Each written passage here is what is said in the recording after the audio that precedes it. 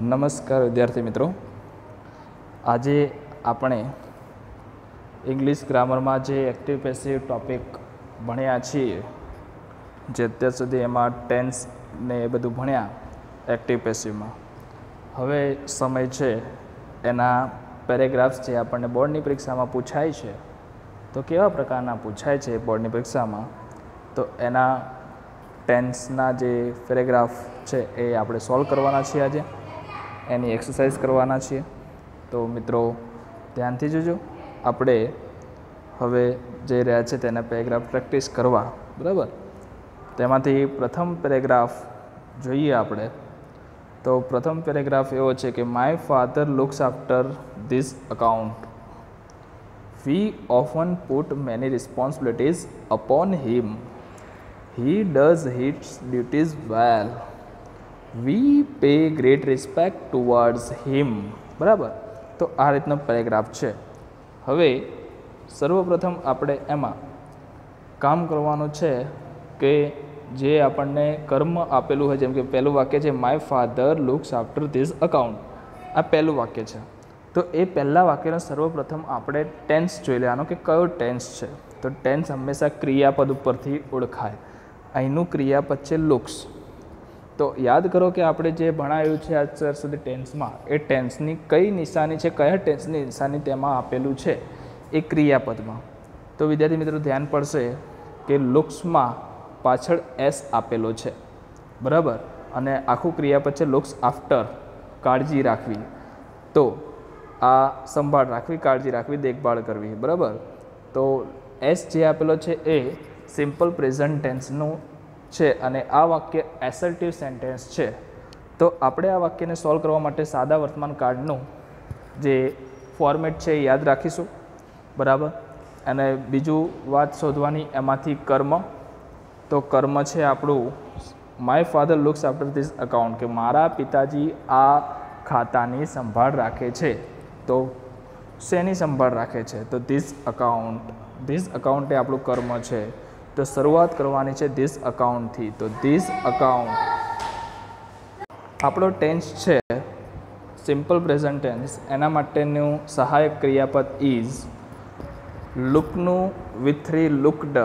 આખું ક્રિયાપદ છે લુક્સ આફ્ટર. તો આપણે એનું કરીશું લુકડ આફ્ટર. બાય કરતા છે માય ફાધર. તો looked after by my father, બરાબર. તો આ રીતે થશે. This account is looked after by my father. We often put many responsibilities upon him. તો એમાંથી આપણે કર્મ શોધીએ. આપણો ટેન્સ એ જ છે પુટ, એટલે કે એ V1 આપેલું છે, મૂળરૂપ આપેલું છે, માટે આપણો ટેન્સ એ જ રહેશે.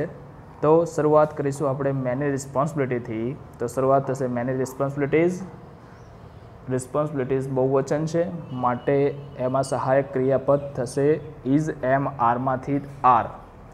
તો many responsibilities are often put by us.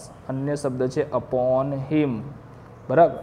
તો many responsibilities are put by us upon him. He does his duties well. તે તેમની ફરજ સારી રીતે નિભાવે છે. તો કર્મ છે આપણું હિઝ ડ્યુટીઝ.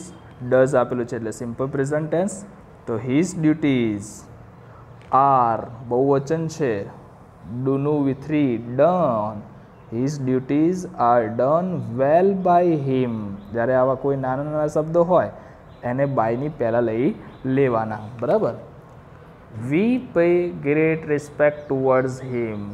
તો અમે તેમને માન આપીએ છીએ. તો શું આપીએ છીએ? Great respect.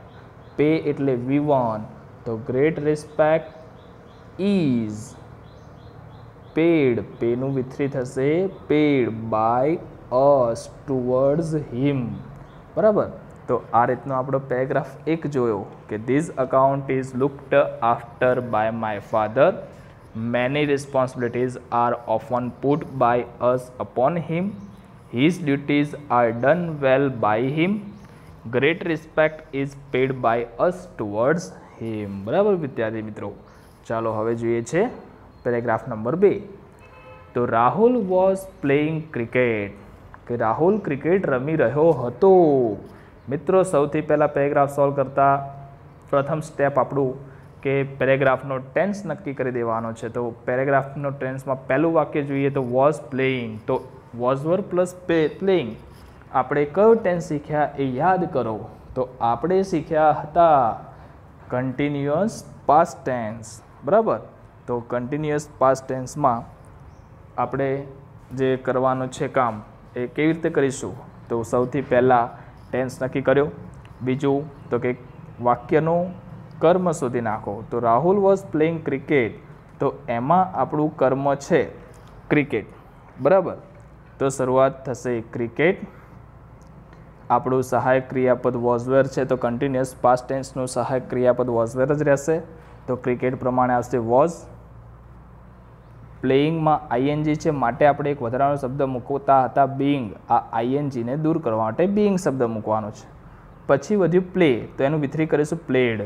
અને આપણો કરતા છે રાહુલ, તો by Rahul. Cricket was being played by Rahul, બરાબર મિત્રો. He saw a ball on the pitch, તેને પીચ પર એક દડો જોયો. તો શું જોયું? એક દડો જોયો. ભૂતકાળનું વાક્ય છે, પાસ્ટ ટેન્સ, એટલે કે સાદો ભૂતકાળ.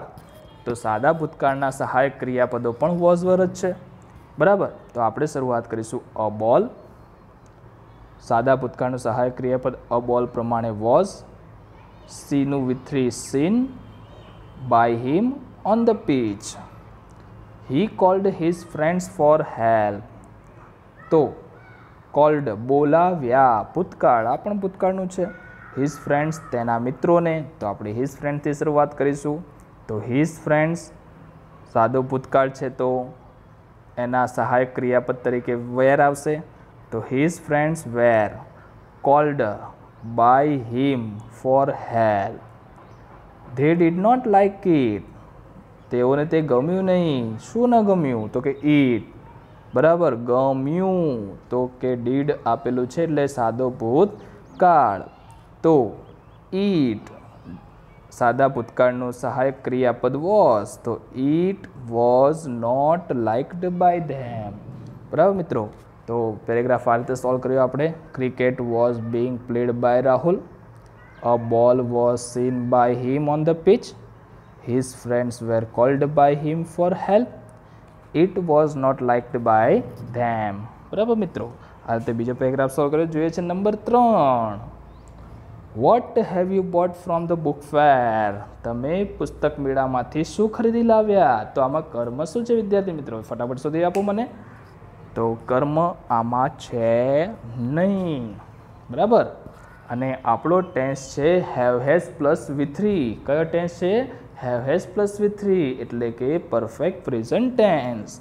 તો પરફેક્ટ પ્રેઝન્ટ ટેન્સ હોય તો આપણે પહેલાં શરૂઆત કરવાની છે કર્મથી. તો આપણી વાક્ય રચના WH છે, તો શરૂઆતમાં વોટનું વોટ રાખીશું. હવે કર્મ ખબર નથી, આપણને આપેલું નથી, એટલે ખબર નહીં કે હેવ મૂકવું કે હેઝ મૂકવું. તો આપણે બાય ડિફોલ્ટ હેઝ મૂકીશું અહીંયા એક વચન તરીકે. વોટ હેઝ પછી એક વધારાનો શબ્દ હતો કે હેવ હેઝ પ્લસ વિથરી હોય તો બીન શબ્દ વધારાનો મૂકવો, એવું કીધું હતું આપણે. તો what has been boat from the book fair by you, બરાબર. what has been bought from the book fair by you. I have bought nothing, મેં કંઈ જ ખરીદ્યું નથી, બરાબર. તો એમાં કર્મ છે આપણું નથિંગ અને હેવ હેઝ પ્લસ વિથરી. તો અહીંયા આપણે શરૂઆત કરીશું નથિંગથી. તો નથિંગ એટલે કે કંઈ જ નહીં, એક વચનમાં આપેલું છે. તો nothing has been bought by me, nothing has been bought by me, કે મેં મારા દ્વારા કશું જ ખરીદાયું નથી. then why did you visit it, તો પછી કેમ તું એની મુલાકાત લેવા ગયો હતો ભાઈ.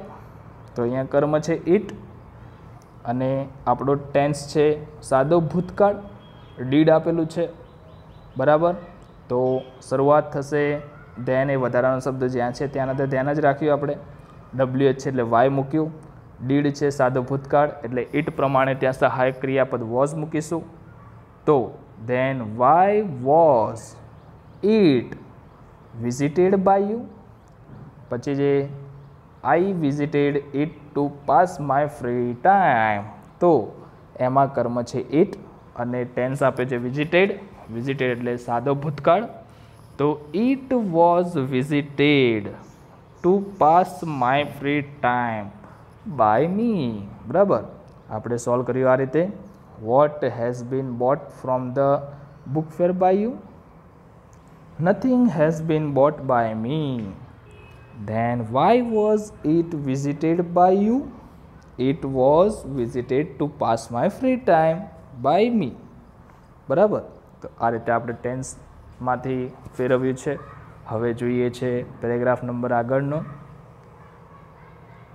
તો પેરેગ્રાફમાં આપણને એવું કીધું છે કે trees give us many things, કે વૃક્ષો આપણને ઘણી બધી વસ્તુઓ આપે છે. They provide shelter to the birds, તેઓ પક્ષીઓને છાંયો આપે છે. Y should we cut them down, આપણે તેમને શા માટે કાપી નાખવા જોઈએ? Shouldn't we grow more trees, શું આપણે વધુ વૃક્ષો ન વાવવા જોઈએ? સૌ પ્રથમ આપણે જે આ પેરેગ્રાફ આપેલો છે એનું વાક્ય જોઈએ. તો શરૂઆતમાં પહેલું ટેન્સ નક્કી કરો. તો કે ગીવ, તો ગીવ એટલે કે સાદો વર્તમાનકાળ મૂળરૂપ આપેલું છે અને સાદો વર્તમાનકાળ કહીશું આપણે.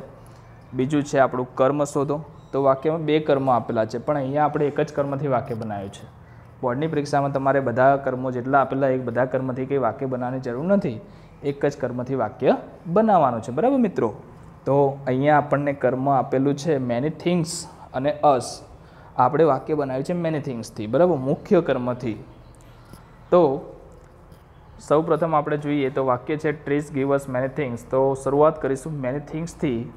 તો મેની થિંગ્સ બહુવચન હોવાથી ઇઝ એમ આરમાંથી મૂકીશું આપણે આર. તો મેની થિંગ્સ આર ગીવન. હવે ગૌણ કર્મ જે વધ્યું અસ, એ ગૌણ કર્મને આપણે ટુ સાથે ક્રિયાપદના V3 પછી જોડીશું. એવો નિયમ આપણે પહેલાં ભણી ગયા. તો many things are given to us by trees.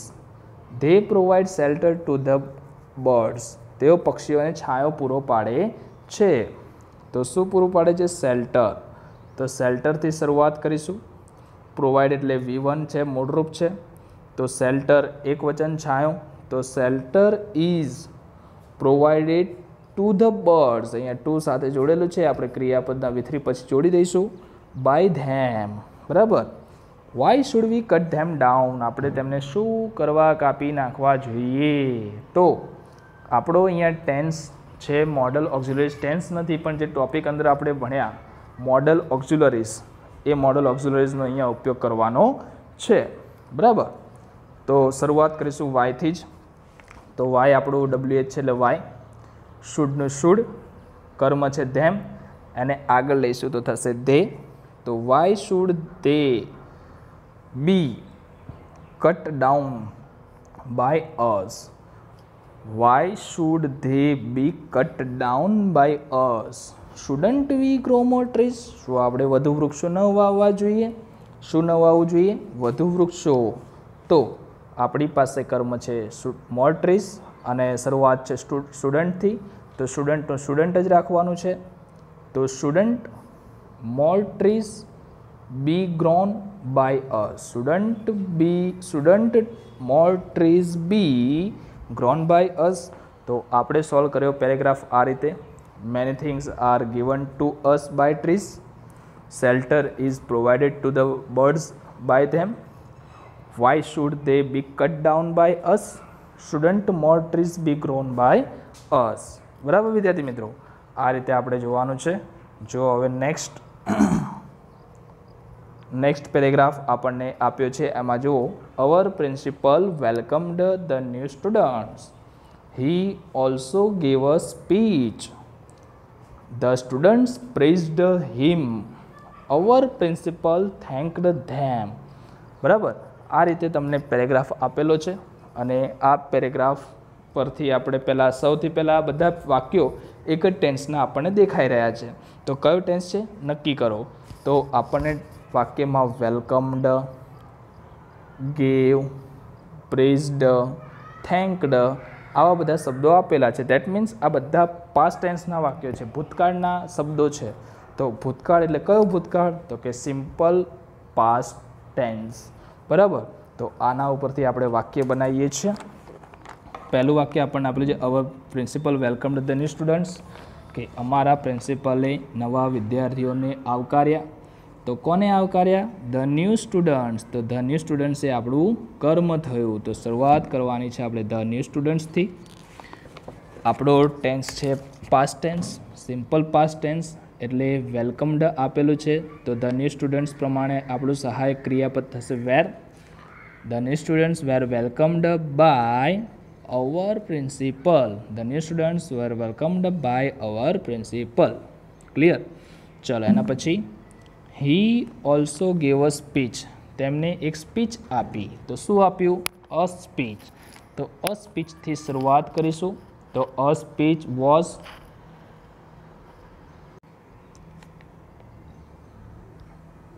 A speech, તો અ સ્પીચથી શરૂઆત કર્યું. અ સ્પીચ એ એક વચન છે એટલે મૂક્યું આપણે વોઝ ભૂતકાળના કારણે. તો અ સ્પીચ વોઝ, ઓલ્સો શબ્દ અહીંયા મૂકવાનો છે, given by him. The students praised him. વિદ્યાર્થીઓએ તેમને વખાણ કર્યા. બરાબર. તો આપણું કર્મ છે હિમ. તો હિમને શરૂઆતમાં લઈ જઈએ તો થશે હી. તો he was praised by the students. બરાબર. Our principal thanked them. અમારા પ્રિન્સિપલે તેમને આભાર માન્યો. તો આપણું કર્મ છે ધેમ. તો ધેમને શરૂઆતમાં લાવો તો તે થેન્કનું વિથરી થશે થેન્કડ, એટલે અહીંયા વર થેન્કડ, તે પ્રમાણે વર, થેન્કનું વિથરી થેન્કડ બાય અવર પ્રિન્સિપલ. બરાબર વિદ્યાર્થી મિત્રો, આ છે આપણું 5 પેરેગ્રાફ સોલ્વ કર્યા આપણે. અને એ 5 પેરેગ્રાફ જે સોલ્વ કર્યા એના આધારે આપણે હવે જોઈશું હોમવર્ક. તો આ હોમવર્કના 5 પેરેગ્રાફ તમારી જાતે કરવાના છે. અને આ 5 પેરેગ્રાફ જાતે કરો. અને તમે જે આગળના ટેન્સને એવું બધું શીખ્યા છો એનામાં તમે જે થિયરી લખી છે એ પ્રમાણે બધી જ તમે વાક્યરચનાઓ જુઓ. એ વાક્યરચના જોઈને તમે આ હોમવર્ક કરો. અને આ હોમવર્ક તમારે કમ્પલસરી કરવાનું છે, કારણ કે બોર્ડમાં તમને આ 3 માર્ક્સનો પેરેગ્રાફ પૂછાય છે. અને એ 3 માર્ક્સનો પેરેગ્રાફ તમારા માટે ખૂબ જ અતિ મહત્ત્વનો છે, કારણ કે બહુ ઓછી વાક્યરચનાઓ યાદ રાખી અને તમે આ કામ કરી શકો છો. અને રોકડા 3 માર્ક્સ મળી જાય છે આપણને. આ 3 માર્ક્સ આપણે કેમ ગુમાવવા? તો એ 3 માર્ક્સ માટે અહીંયા આપણે આ કામ કરવાનું છે. આ પેરેગ્રાફ ધ્યાનથી જુઓ, સમજો, વિચારો. એના ટેન્સ કયા છે, એના કર્મ કયા છે, એની વાક્યરચના કઈ છે, બધું જુઓ. અને પછી એને લખવાનું કરો. અને લખો ધ્યાનથી અને બધા જ સાચા સોલ્વ કરો. બરાબર વિદ્યાર્થી મિત્રો? તો આ આપણા પેરેગ્રાફ. અને હવે આપણે નેક્સ્ટ ટોપિક પછી જોઈશું. અને એ નેક્સ્ટ ટોપિકનો વિડીયો આવશે. ત્યાં સુધી આવજો.